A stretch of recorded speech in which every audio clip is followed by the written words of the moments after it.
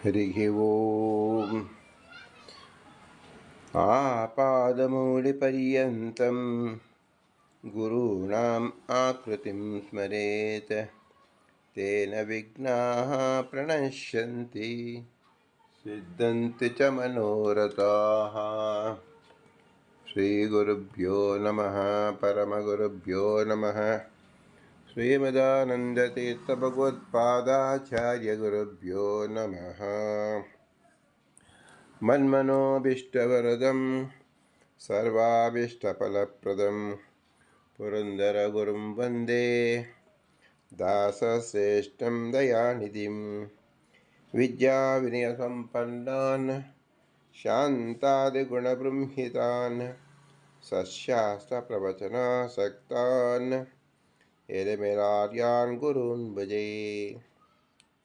पृथ्वीमण्डलमध्यस्थाः पूर्णबोधमतानुगाः वैष्णवाः विष्णुहृदयाः तान् नमस्ते गुरून्मम।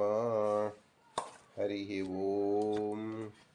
श्रीशापाहि अनन्तकोटिब्रह्माण्डनायक रमा ब्रह्मरुद्र इन्द्रादिवन्द्य भक्तवत्सला भवरोगवैद्य शरणागतवज्रपञ्जराफद्बान्धवानाथ बन्धो अनिमित्तबन्धो पतितपावना महारोगनिवारणा महादुरितनिवारणा महाभयनिवारणा महाबन्धविमोचना भयकृद्भयविनाशना कृपावारिधि देवदेवोत्तम देवशिखामणि कपटनाटकसूत्रधारा नित्यरुणनित्या सत्यसङ्कल्पा मुक्ता मुक्तनियामका मोक्षधरा सुवैकुण्ठपदे वैकुण्ठविहारी श्रीधाम त्रिगुणवच्युता जगज्जन्मादिकारणा जगत्पते जगदच्युतभिन्ना जगदीशा जगदुद्धार जगत्स्वामी जगद्विलक्षण जगन्नाथा विश्वकुटुम्बी विराटमूर्ति हे मंगलांगा हे शुभांगा परममंगलमूर्ति कोमलांगा नीलमेघश्यामा इंद्रवदना बहुसुंदरा इंदिरा वंदितचरणा गुरुकोदर वंद्या केशवादिरूपा जादिरूपा विश्वादिरूपा आत्मादिरूपा निरुद्धादिरूपा अन्नमयादिरूपानेकमन्तप्रतिपाद्या सर्वसारभोक्ताष्टैश्वर्यप्रदाता ओङ्कारवाच्या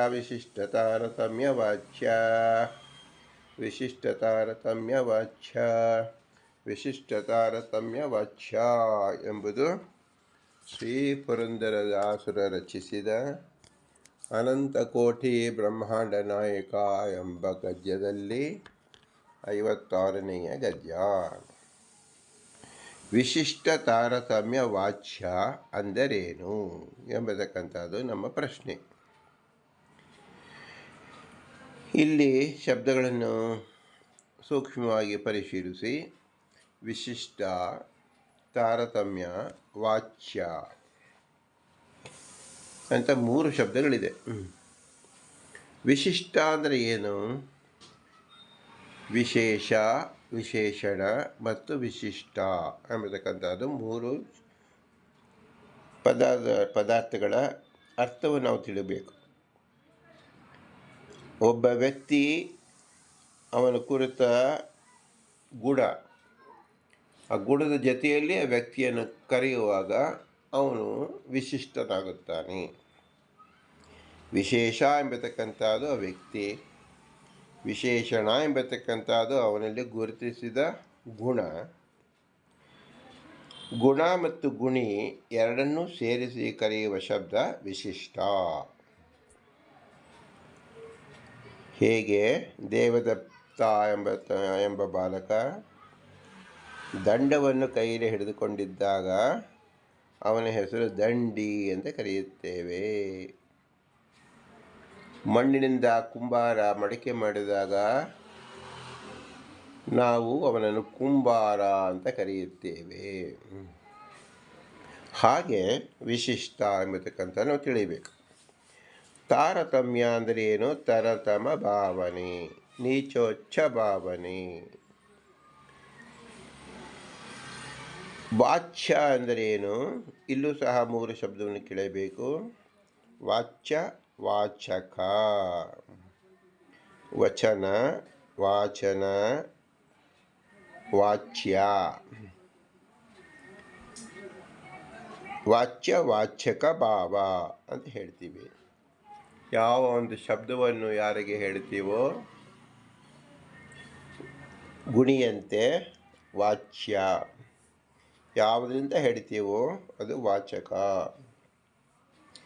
ವಿಶಿಷ್ಟ, ತಾರತಮ್ಯ, ವಾಚ್ಯ, ಭಗವಂತ, ಹೀಗೆ 3 ಪದಗಳನ್ನು 3 ವಿಶಿಷ್ಟ ರೀತಿಯಲ್ಲಿ ಶ್ರೀ ಪುರಂದರದಾಸರು ಸಂಯೋಜನೆ ಮಾಡಿರುತ್ತಾರೆ. ಇಲ್ಲಿ ಸಕಲ ಜೀವರಲ್ಲಿ ಅವರದೇ ಆದ ಅನಿಸಿಕೆಗಳು ಇದೆ, ಅವರದೇ ಆದ ಜ್ಞಾನವಿದೆ, ಅವರದೇ ಆದ ಆನಂದ ಚಟುವಟಿಕೆಗಳನ್ನು ನಾವು ಕಾಣುತ್ತೇವೆ. ಇದಕ್ಕೆ ಮೂಲ ಕಾರಣ ಏನು? ಆಯಾ ಜೀವನ ಸ್ವರೂಪ ಯೋಗ್ಯತಾ. ಇದನ್ನು ಒಬ್ಬರಿಂದ ಇನ್ನೊಬ್ಬರನ್ನು ತಿಳಿಯುವ ಬಗೆ ತರತಮ ಭಾವನೆ, ಅಂದರೆ ಭಿನ್ನವಾಗಿರತಕ್ಕಂಥದ್ದು ತರತಮ ಭಾವನೆ. ಇಂತಹ ಭಾವನೆಯನ್ನು ತಾರತಮ್ಯ ಶಬ್ದದಿಂದ ಹೇಳಲ್ಪಟ್ಟಿದೆ.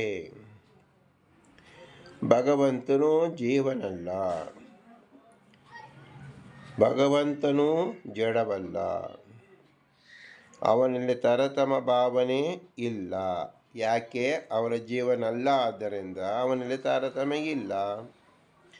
ಅವನು ಪೂರ್ಣ, ತನ್ನಲ್ಲಿರುವ ಯಾವ ಗುಣ ಕ್ರಿಯಾ ಆಕಾರಗಳಿಗೂ ತನಗೂ ಅತ್ಯಂತ ಅಭಿನ್ನನಾಗಿದ್ದಾನೆ, ಅಂದರೆ ತಾನೇ ಆಗಿದ್ದಾನೆ. ಇದನ್ನು ವೇದದಲ್ಲಿ ನೇಹ ನಾನಾಸ್ತಿ ಕಿಂಚನ ಎಂಬುದು ಶ್ರುತಿವಾಕ್ಯ ಇದನ್ನೇ ದೃಢಪಡಿಸುತ್ತದೆ. ವೇದವಾಕ್ಯ ಅಂದರೆ ಅದು ತನ್ನದೇ ವಾಕ್ಯ. ಭಗವಂತನ ವಾಕ್ಯವೇ ನನ್ನಲ್ಲಿ ತಾರತಮ್ಯವಿಲ್ಲ ಎಂಬುದೇ ಇದರರ್ಥ. ಭಗವಂತ ಜಡನಲ್ಲ, ಜಡದಲ್ಲಿ ನಾವು ತಾರತಮ್ಯ ತಿಳಿಯುವ ಯೋಗ್ಯತೆಯೇ ಇರುವುದಿಲ್ಲ. ಆದ್ದರಿಂದ ಭಗವಂತ ಜೀವನೂ ಅಲ್ಲ, ಜಡವೂ ಅಲ್ಲ. ಆದ್ದರಿಂದ ಭಗವಂತನಲ್ಲಿ ತಾರತಮ್ಯ ಎಂಬುದು ಇಲ್ಲ.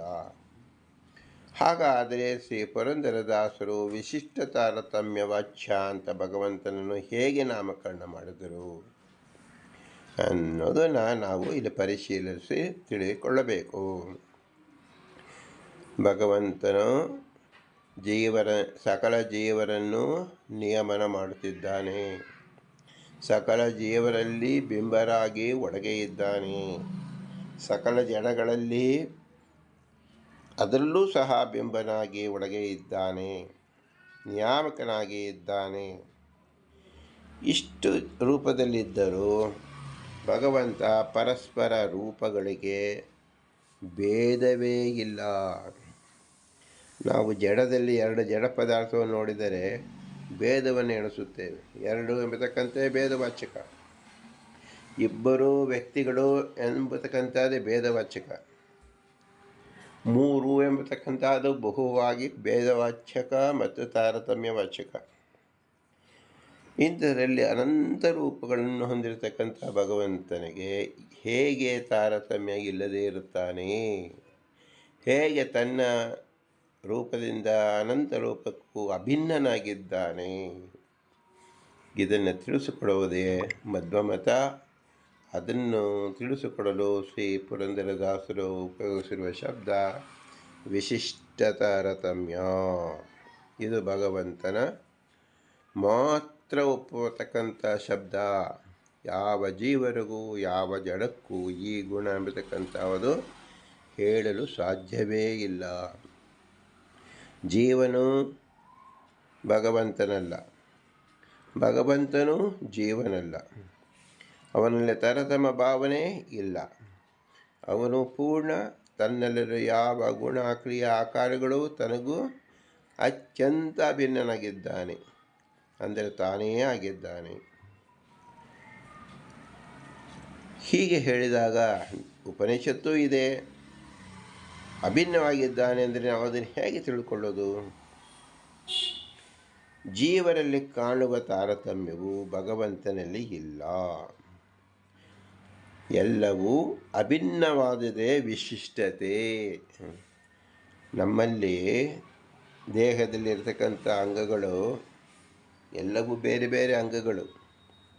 ಆದರೆ ಎಲ್ಲವನ್ನು ಸೇರಿ ಇದು ನನ್ನ ಶರೀರ ಅಂತ ಹೇಳ್ತೀವಿ.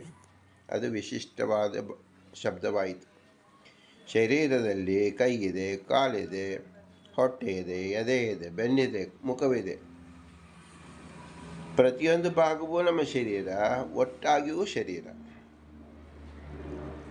ಭಗವಂತ ಅದರಂತೆ ನಮ್ಮ ಕೈ ಕಾಲಿದ್ದಂತೆ ಅನಂತ ರೂಪಗಳಲ್ಲಿದ್ದಾನೆ. ಎಲ್ಲವನ್ನು ಒಂದೇ ಹೆಸರಿಂದ ಕರೆಯುವುದು ಭಗವಂತ. ಅಂದರೆ ಅವನಲ್ಲಿ ಎಲ್ಲವೂ ಅಭಿನ್ನವಾಗಿದೆ.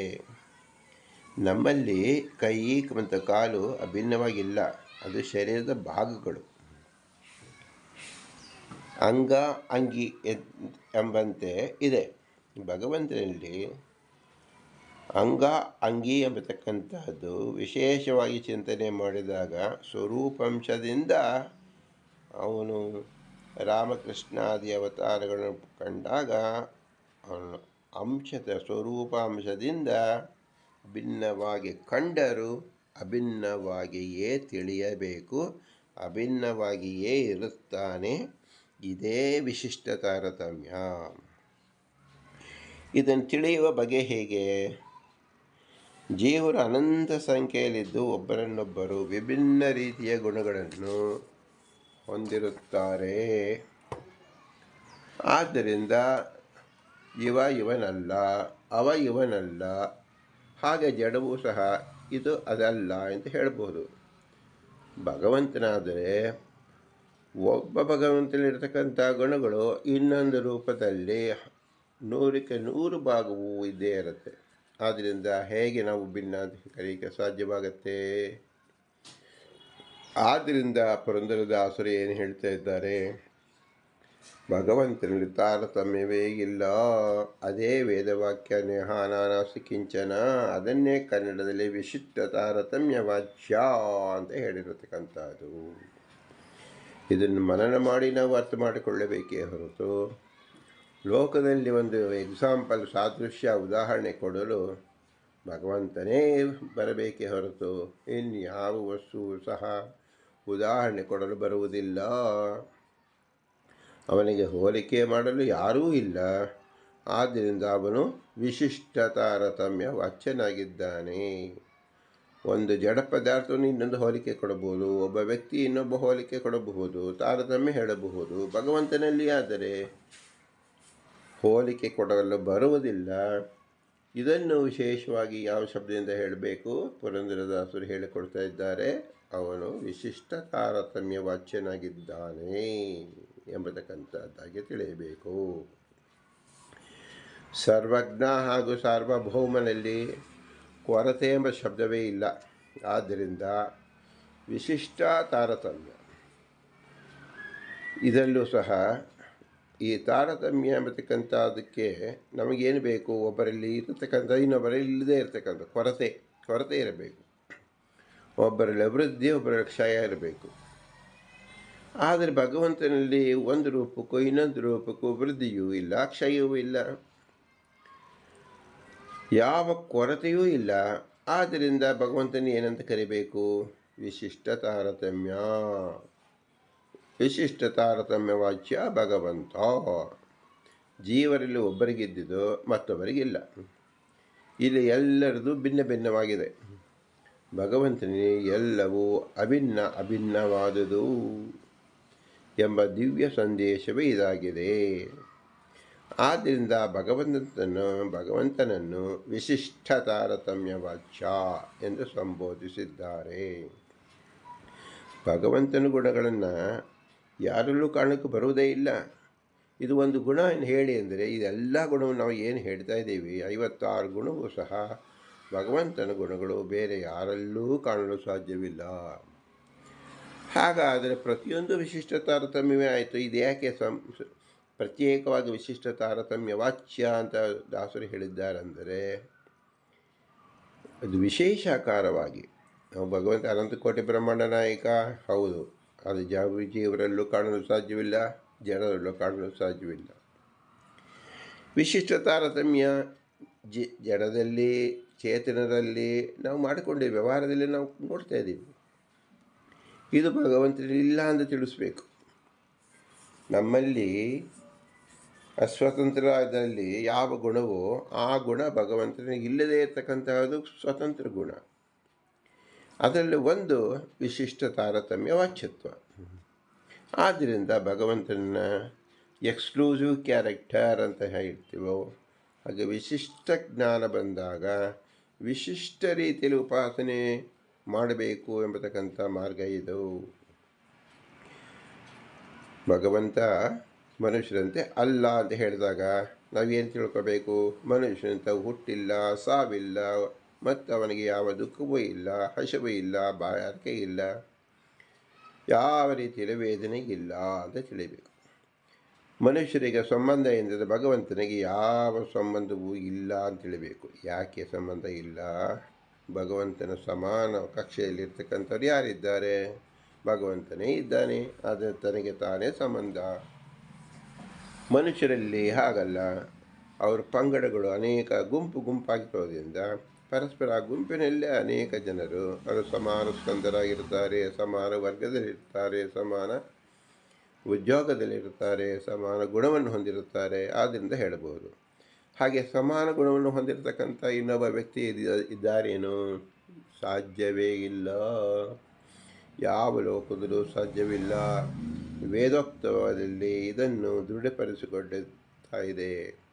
ನೀವು ಯಾವ ಲೋಕದಲ್ಲೂ ಸಹ ಭಗವಂತನ ಸಮಾನವಾದ ವ್ಯಕ್ತಿಯನ್ನು, ಜಡವನ್ನು, ಜೀವನನ್ನು ಕಾಣಲು ಸಾಧ್ಯವೇ ಇಲ್ಲ. ಏಕೆಂದರೆ ಅದು ಆ ರೀತಿಯಲ್ಲಿ ಇರತಕ್ಕಂಥ ಶಬ್ದವೇ ಇಲ್ಲ, ವ್ಯಕ್ತಿಯೇ ಇಲ್ಲ. ಭಗವಂತ ಏಕಮಾತ್ರ. ಆದ್ದರಿಂದ ಅವನನ್ನು ಹೇಗೆ ತಿಳಿಯಬೇಕು? ವಿಶಿಷ್ಟ ತಾರತಮ್ಯ ವಾಚ್ಯ ಅಂತ ತಿಳಿಯಬೇಕು ಅಂತ ಶ್ರೀ ಪುರಂದರದಾಸರು ಆದೇಶ ಕೊಡ್ತಾ ಇದ್ದಾರೆ. ಭಗವಂತ ಎಲ್ಲರೊಳಗೆ ಇದ್ದರು. ತಾನು ಅತ್ಯುತ್ತಮನಾಗಿದ್ದುಕೊಂಡೇ ಆಯಾ ಜೀವ ಮತ್ತು ಜಡ ಪದಾರ್ಥಗಳ ಯೋಗ್ಯತೆಯನ್ನು ಕ್ಲುಪ್ತವಾಗಿ ಇಟ್ಟವನು. ಇದು ವಿಶಿಷ್ಟ ತಾರತಮ್ಯ ದ್ಯೋತಕ. ಅಗ್ನಿಯಲ್ಲಿ ಸುಡುತ್ತಾ ಇರ್ತಾರೆ, ವರುಣನಲ್ಲಿ ತಂಪಾಗಿರ್ತಾನೆ, ಚಂದ್ರನಲ್ಲಿ ತಂಪಾಗಿರ್ತಾನೆ, ಸೂರ್ಯನಲ್ಲಿ ಬಿಸಿಯಾಗಿರ್ತಾನೆ. ಹೀಗೆ ಹೇಳಿದಾಗ ಅವನಲ್ಲಿ ತಾರತಮ್ಯ ಭಾವನೆ ಬಂತಲ್ಲ ಅಂದರೆ ಅವನ ಅಗ್ನಿಯಲ್ಲೂ ಸಹ ತನ್ನ ಗುಣವಂತೆ ತಾನಿರುತ್ತಾನೆ, ವರುಣನಲ್ಲೂ ಸಹ ತನ್ನ ಗುಣವಂತೆ ತಾನಿರುತ್ತಾನೆ. ತನಗೆ ಯಾವ ಬಿಸಿಯಾಗಲಿ ತಂಪಾಗಲಿ ವಿಕಾರವನ್ನು ಹೊಂದುವುದೇ ಇಲ್ಲ. ಏಕೆ? ಸ್ವತಂತ್ರನಾದ್ದರಿಂದ. ಅವನು ಅವ್ಯಯ. ಅವನಿಗೆ ಯಾವ ರೀತಿ ವಿಕಾರವೂ ಇಲ್ಲ. ಅವನಿಗೆ ಪ್ರಕೃತಿ ದಿಶೆಯಿಂದ ಏನೂ ಮಾಡಲಾರದು. ಈ ಗುಣಗಳನ್ನು ಹೊಂದಿರತಕ್ಕಂಥದ್ದು ಏನು? ವಿಶಿಷ್ಟ ಗುಣಗಳು. ಆದ್ದರಿಂದ ಶ್ರೀ ಪುರಂದರದಾಸರು ಹೇಳುತ್ತಾರೆ, ಇದು ವಿಶಿಷ್ಟ ತಾರತಮ್ಯ ದ್ಯೋತಕ. ಅದೇ ಆಕಾರದಲ್ಲಿದ್ದರೂ ಅದಕ್ಕೆ ಭಿನ್ನನಾಗಿದ್ದಾನೆ. ಅಂದರೆ ಅದು ಅವನಲ್ಲ, ಅವನು ಅದಲ್ಲ. ತಾನು ಅಸಮನಾಗಿದ್ದಾನೆ, ಉಳಿದ ಪದಾರ್ಥಗಳು ಸಮ ಮಾಡಿದ್ದಾನೆ. ಇವನಲ್ಲಿ ನೀರಿನ ಶೀತ ಇದೆ, ಅಗ್ನಿಯ ಉಷ್ಣತೆ ಇದೆ. ಎರಡೂ ತಮ್ಮ ಗುಣದಲ್ಲೇ ಇದ್ದರೂ ಈತನಿಗೆ ಇದರ ಗುಣದ ಪ್ರಭಾವವೇ ಇರುವುದಿಲ್ಲ. ಇದು ಸಹ ವಿಶಿಷ್ಟ ತಾರತಮ್ಯ ದ್ಯೋತಕವಾಗಿದೆ. ಒಟ್ಟಿನಲ್ಲಿ ನೇಹ ನಾನಾಸ್ತಿ ಕಿಂಚನ ಎಂಬುದು ಇವನಲ್ಲಿ ತಾರತಮ್ಯವಿಲ್ಲದಿರುವುದೇ ವಿಶಿಷ್ಟ ತಾರತಮ್ಯ ವಾಚ್ಯತ್ವ ಎಂದು ತಿಳಿಯಬಹುದು. ಅಣೋರಣೀಯಾನ್ ಮಹತೋ ಮಹೀಯಾನ್. ಒಂದೇ ಕಾಲದಲ್ಲಿ ಏಕಕಾಲದಲ್ಲಿ ಭಗವಂತ ಅಣುರೂಪದಲ್ಲೂ ಇರ್ತಾನೆ, ಅದೇ ಕಾಲದಲ್ಲಿ ಅವನು ಬೃಹತ್ತಾಗಿಯೂ ಇರ್ತಾನೆ. ಇದು ಹೇಗೆ ತಿಳಿಯಲು ಸಾಧ್ಯ? ಯಾವ ಜೀವರಿಗೂ ಇದನ್ನು ತಿಳಿಯಲು ಸಾಧ್ಯವೇ ಇಲ್ಲ. ಇದು ವೇದೋಕ್ತವಾಗಿರುವುದರಿಂದ ವೇದ ಹೇಳಿದೆ ನಾವು ಕೇಳಿ ನಂಬಿಕೊಂಡು ಅದರಲ್ಲಿ ಆಸ್ತಿಕ್ಯ ಬುದ್ಧಿಯನ್ನು ಹೊಂದಬೇಕೇ ಹೊರತು ನಾವು ಪರೀಕ್ಷಿಸಿ ತಿಳಿಯುವಂಥ ಗುಣ ಇದಲ್ಲ. ಏಕೆಂದರೆ ಎಲ್ಲ ಜೀವರು ಅಲ್ಪರು, ಅಲ್ಪಜ್ಞಾನ. ಭಗವಂತನದು ವಿಶಿಷ್ಟ ಜ್ಞಾನ, ಪೂರ್ಣಜ್ಞಾನ, ಸ್ವತಂತ್ರ. ಆದ್ದರಿಂದ ಅವನನ್ನು ತಿಳಿಯುವ ಬಗೆ ಹೇಗೆ? ವೇದದಿಂದ ಉಕ್ತವಾದದ್ದನ್ನು ಜೀವ ತಿಳಿದು ಉಪಾಸನೆ ಮಾಡತಕ್ಕಂಥದ್ದೇ ಆಗಿದೆ. ಉಪಾಸನೆ ಮಾಡಿದಾಗ ಭಗವಂತ ಕಾಣಿಸಿಕೊಳ್ಳುತ್ತಾನೆ, ತಾನು ಅನುರೂಪವೂ ಆಗಿರ್ತಾನೆ, ಮಹತ್ತವೂ ಆಗಿರ್ತಾನೆ ಅಂತ ನಮಗೆ ತೋರಿಸ್ಕೊಡ್ತಾನೆ. ಹೇಗೆ ತೋರಿಸಿಕೊಡ್ತಾನೆ? ಭಗವಂತನ ವಿಶಿಷ್ಟ ಶಕ್ತಿ ಸಾಮರ್ಥ್ಯದಿಂದ, ನಮ್ಮ ಶಕ್ತಿ ಸಾಮರ್ಥ್ಯದಿಂದ ಅಲ್ಲ. ಇದು ಉಪಾಸನೆಯ ಅಂಗ. ಏಕೆಂದರೆ ನಾವು ಬಹಳ ದಿನ ಕಾಲ ಒಂದು ಗುಣವನ್ನು ಉಪಾಸನೆ ಮಾಡಿದಾಗ ಅದು ದೃಢೀಕರಣ ಮಾಡೋಕ್ಕೋಸ್ಕರವಾಗಿ ಭಗವಂತ ಏನು ಮಾಡಬೇಕು? ಆ ಗುಣವನ್ನು ವ್ಯಕ್ತಪಡಿಸುತ್ತಾನೆ. ವ್ಯಕ್ತಪಡಿಸಿದಾಗ ನಮಗೆ ಪ್ರತ್ಯಕ್ಷವಾಗುತ್ತದೆ. ವೇದೋಕ್ತವಾದದ್ದು ದೃಢವಾಗಿ ನಮ್ಮ ಸ್ವರೂಪ ಇಂದ್ರಿಯದಿಂದಲೂ ಕಂಡಾಗ ಭಗವಂತನ ವಿಶಿಷ್ಟ ತಾರತಮ್ಯ ನಮಗೆ ಅರಿವಾಗುತ್ತದೆ. ಆ ವಿಶಿಷ್ಟ ತಾರತಮ್ಯ, ಅದರ ವಿಶಿಷ್ಟತೆಯಿಂದ ನಾವು ಆರಾಧನೆ ಮಾಡುವುದೇ ಭಗವಂತನಿಗೆ ವಿಶೇಷವಾದ ಪ್ರಾರ್ಥನೆ ಸಲ್ಲಿಸುವಂತೆ ಆಗತ್ತೆ. ಅದರಿಂದ ಭಗವಂತ ನಮಗೆ ಸಂತೃಪ್ತನಾಗಿ ನಮ್ಮ ಸ್ವರೂಪಭೂತವಾದ ಮೋಕ್ಷ ಸುಖವನ್ನು ಕರುಣಿಸುತ್ತಾನೆ ಎಂಬುದು ವಿಶೇಷ ಚಿಂತನೆಯಾಗಿದೆ. ಇಂತಹ ವಿಶೇಷ ಚಿಂತನೆಯನ್ನು ಒದಗಿಸಿದ ಶ್ರೀ ಪುರಂದರದಾಸರಿಗೆ ನಮೋ ನಮೋ ಭೂಯಿಷ್ಠಾಂತೆ ನಮಃ ಉಕ್ತಿಂವಿದೇಮ ಎಂದು ಹೇಳಿ ನಮಸ್ಕರಿಸೋಣ. ಇಂತಹ ಅನನ್ಯ ಲಭ್ಯ ಗುಣಗಳು ವಿಶಿಷ್ಟ ತಾರತಮ್ಯವಾಚ್ಯ ಎಂಬ ಸುಲಭ ಪದಗಳಿಂದ ಅತ್ಯಂತ ಕ್ಲಿಷ್ಟವಾದ ವೇದೋಕ್ತವಾದ ಸಿದ್ಧಾಂತವನ್ನು ನಮಗೆ ಉಪದೇಶ ಮಾಡಿದ ಪುರಂದರದಾಸರಿಗೆ, ಅವರ ಅಂತರ್ಯಾಮಿ ಪುರಂದರ ವಿಠಲನಿಗೆ ನಮೋ ನಮಸ್ತೆ. ನಮಗೂ ಭಗವಂತ ಅವನ ವಿಶಿಷ್ಟ ಗುಣವನ್ನು ಕಾಣುವಂತೆ ದಯಪಾಲಿಸಲಿ. ವಿಶಿಷ್ಟ ಗುಣವಾಚಿತ್ವವನ್ನು ನಮಗೂ ಅರ್ಹಲಿ ಎಂದು ಪ್ರಾರ್ಥಿಸೋಣ. ಭಾರತೀ ರಮಣ ಮುಖ್ಯ ಪ್ರಾಣಾಂತರ್ಗತ ಶ್ರೀಕೃಷ್ಣಾರ್ಪಣಮಸ್ತು. ಹರಿ ಓಂ, ಹರಿ ಓಂ, ಹರಿ ಓಂ.